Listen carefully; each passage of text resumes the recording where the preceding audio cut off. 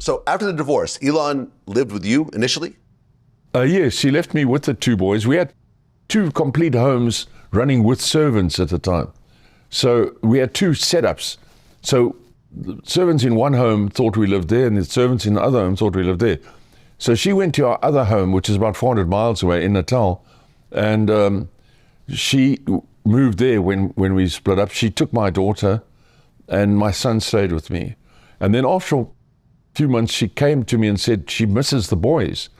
And so I said, well, you know, against my family's wishes, my mother said I shouldn't do it. But I also felt that in the type of work I was doing, I, you know, always had to be all over the country. And I was often flying my own private twin engine airplane away to places with very little contact with where I was from. We didn't have cell phones in those days. And so I would have to get other people to take care of my sons. And they were quite small still, you know, 8 and 7, 9 and 8 sort of thing. So I decided, yeah, no, let them rather go and be with her. So, you know, so I said, okay, that's fine. So they went to stay with her. And about 10 months later, although I saw them in the holidays, when the school holidays came, they came up again to me because I'd bought a horse stud in near Johannesburg. And it was fun there. And they could ride their motorbikes that I'd bought them and so on. And they came up all the time. And then Elon came about 10 months later. I just got a note on my desk saying Elon will be on the overnight train from Durban, which is 400 miles away.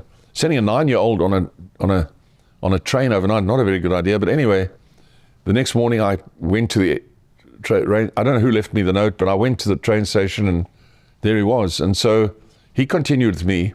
And contrary to what he has said, I think, you know, friends, in the second book written about Elon called Risking It All, the author interviews a number of Elon's friends of that time. And in this book, this author, Michael Flismus, says how the friends described how happy Elon was and how happy they all were, because with the horses that we had, the motorbikes, and all the things we had on the, you know, this farm, as we called it, you know, the boys would come for weekends. His friends would come for weekends, and they would have really a very good time because there was only me and nobody to tell them they can't have what they want. So they, you know, it was burgers and steaks galore, and you know, you name it, on weekends. That was the easiest way for me to deal with them, you know. Well, there was a story you told when Elon was 9. You took him to a party, and the host got up and threw towels at everyone and said, "We're all getting naked. We're all jumping in the pool." Yes. You know, I got this invitation from a very well-known South Africa, a Johannesburg businessman who was a very wealthy man. And he was the sort of guy, if he invited you, you couldn't like say, "I'm not coming." But anyway, he invited me to a meal on a week in the evening. And I said to him, look, I've got my son to pick up from school. So Elon was alone with me at the time, staying before Kimball came. And because Kimball came shortly after Elon. I said, I have to bring him. I can't bring anybody. So I took Elon to this party, and it was lavish as usual. And the in thing at the time was jacuzzis. And he, you know, it was like a craze that everybody had to have one of these things. And he'd had one put into his giant house. And after the meal, he threw towels at everybody and said, okay, it's jacuzzi time, you see. So, you know, there were probably about 10, 12 people, I'm not sure how many, including me and Elon. And I saw it was what happened. I of course, steered Elon, who was not interested at all, and took him to this chap had a fantastic library, you know, real library in his own home. And with a sliding ladder, you know, the works. And put Elon in the library, and, you know, promptly, then I went off to the jacuzzi party, and promptly everyone, men and women, you know, stripped naked and jumped into this giant jacuzzi. And, yeah, so it was kind of funny, you know, if you know what I mean. It was unusual, but it's difficult to say, you know, if people are very prudish, but it was good fun. There was nothing ugly, you know, nothing ugly took place. So it was a bit odd, though, for the time. Well, when Elon was 10, he started getting into computers? 11. And 10 years, 10. 11? 10. Okay. And about a year or two later, he actually made his first game called Blaster. That's and right. he actually sold it Yes. for $500. Yeah, actually, in today's money, I'd say we sold it for about, we got at the time what we got and what would it be worth today, more like $1,400 we would have got in today's money. So, they gave him a good price for it, I would say. And he was into the early computers like some of his friends, but Elon took them very seriously, like Atari, VIC Commodore, VIC-20 Commodore, that sort of thing. These little sort of play computers came out. And then when he was 11, in fact, Elon came to me. He was a tiny little fella. He only grew taller later. And he said to me, he showed me an advert he'd seen in the Sunday Times, which is the local Sunday newspaper. And it was a large advert. And it spoke about teaching people how to use computers. Now, I had done a course in Fortran and COBOL programming on the IBM 360 shortly after I left university. So I was Fortran and COBOL certified by IBM. So I knew what it was. We used punch cards, of course. So anyway, the IBM, of course, 360 would fill an entire house. It's such a big computer. But at any rate, the new computer was coming out and by IBM. And this advert said that they are advertising a course that they're going to be giving over a period of probably 6 months or something at the University of the Witwatersrand, which was our premier university at the time. People are coming from overseas, England, and they're going to give this course. It was under the auspices of our biggest retailer at the time. It's called the Hyperama, like hypermarkets, and it was 1,500 rand, $1,500. Rand and dollar was the same at the time, so it was $1,500, which is in today's money, probably about $9,000 or something, if not more. And so I said, whoa, I don't know.